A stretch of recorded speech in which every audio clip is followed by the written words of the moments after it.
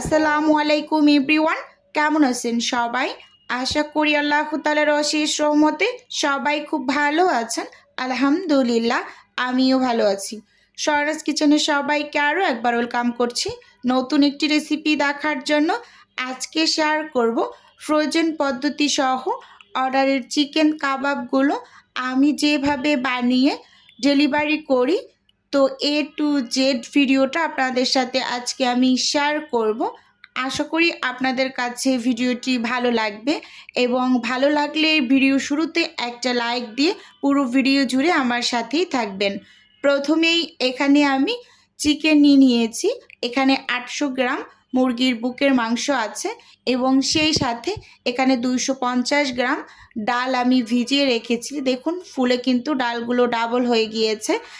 আর এই যে চিকেনগুলোকে এবার আমি ছোট ছোট টুকরো করে কেটে নেব।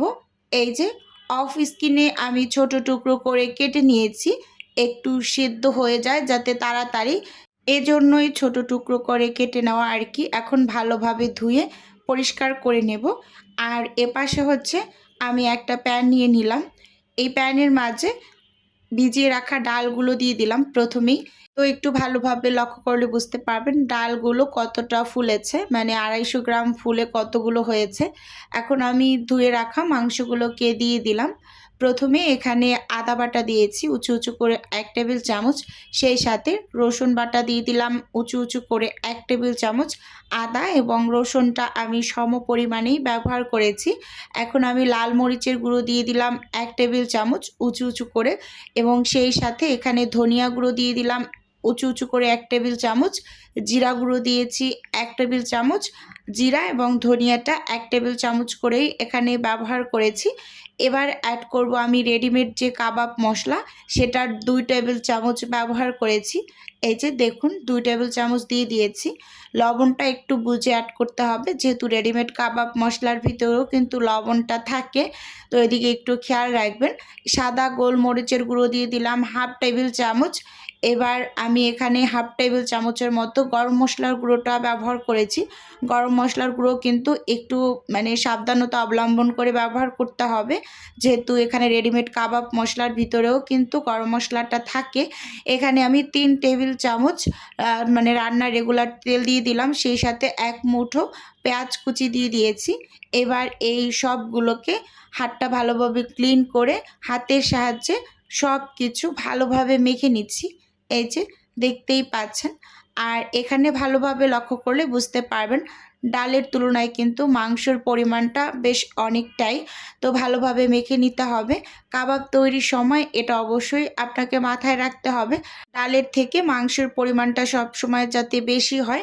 1 কাপ ডালের জন্য আপনাকে মানে 2 কাপ মাংস ব্যবহার করতে হবে, এইরকম। মানে উদাহরণস্বরূপ একটু বুঝিয়ে দিলাম। দেখতেই পাচ্ছেন খুব সুন্দরভাবে সব কিছু ভালোভাবে মেখে নিয়েছি হাতের সাহায্যে।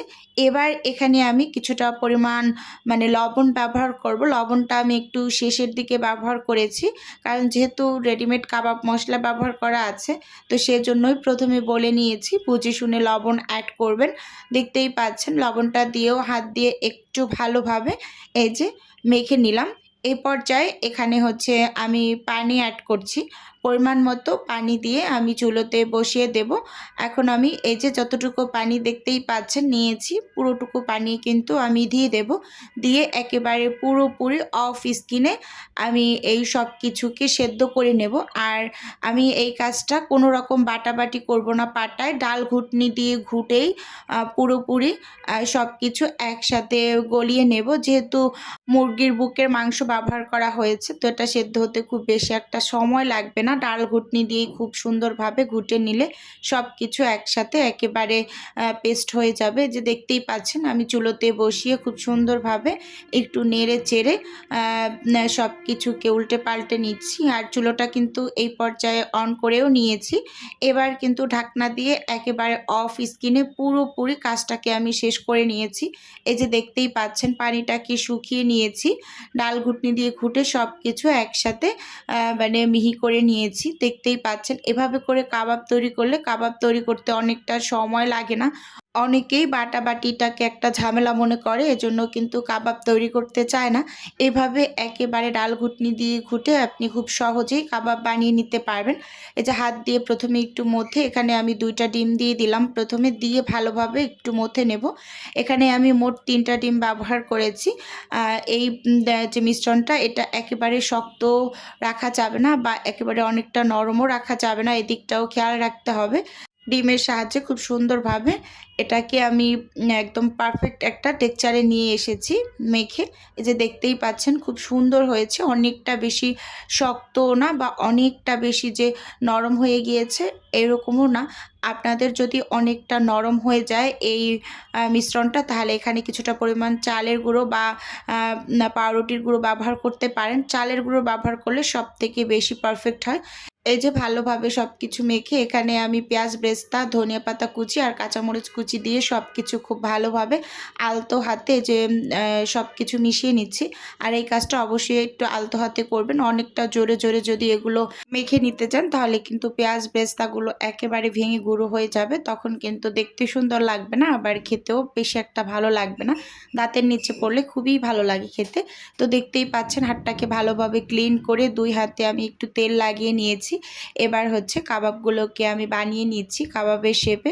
এই যে দেখুন, এরকম ছোট ছোট করে আমি কাবাবগুলোকে তৈরি করে নিচ্ছি।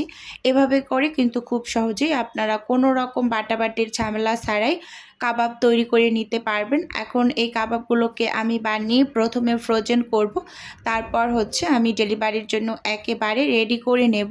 তো যেই আপুর অর্ডারটা ছিল, তো আপুর বেশ অনেক কিছুই অর্ডারে ছিল। তো সব কিছুই কিন্তু আমি মানে এক এক করে বানিয়ে ফ্রোজেন করে নিয়েছি। এই যে দেখতেই পাচ্ছেন এখানে আমি কাবাবগুলোকে বানিয়ে নিয়েছি।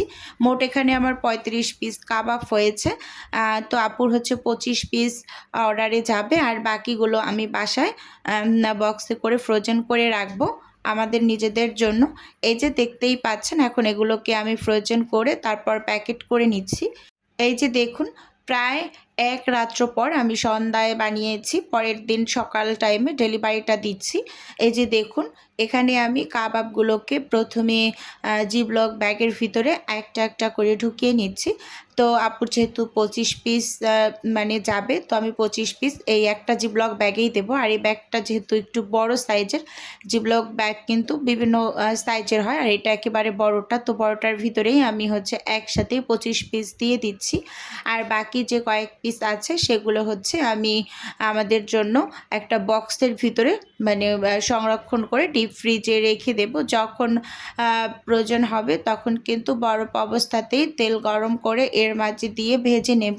কাবাব ভাজার কিন্তু একটা নিয়মও থাকে। তো আমি অনেক ভিডিওতেই বলে দেই যে কাবাব সবসময় তেলটাকে ভালোভাবে গরম করে বরফ অবস্থায় দিয়ে দিতে হবে। তারপর চুলোর আঁচটাকে মানে মিডিয়ামে রেখে ভেজে নিতে হবে উল্টে পাল্টে, তাহলে কিন্তু একটা কাবাবও কোনো রকম ভেঙে যাবে না।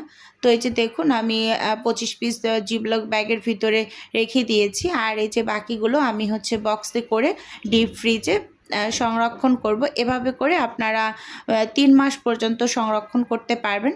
এবার হচ্ছে আপুর কিছু ডোনাট অর্ডার ছিল, তো সেই ডোনাটগুলোকেও আমি বানিয়ে ফ্রোজেন করে নিয়েছি। এবার প্যাকেট করে নিচ্ছি। তো ভিডিওর এই পর্যায়ে ছোট্ট করে নিজের বিজনেসের একটু প্রচার করছি। আপনারা তো অনেকে জানেন যে আমার ছোট্ট একটা ফ্রোজেন আইটেমের বিজনেস আছে।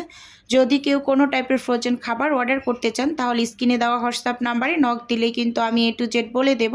আর যদি কেউ সরাসরি অর্ডারটি কনফার্ম করতে চান, তাহলে হোয়াটসঅ্যাপ নাম্বারে কল করে সরাসরি অর্ডারটি কনফার্ম করতে পারবেন। এখানে আমি কিছু নারকেল পুলি পিঠাও বানিয়ে নিয়েছিলাম। তো আপুর অর্ডারে ছিল ২৫ পিস।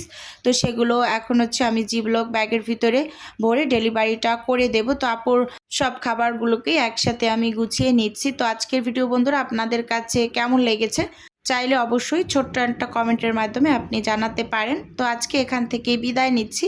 দেখা হবে নতুন কোনো ভিডিওতে। আল্লাহ হাফেজ।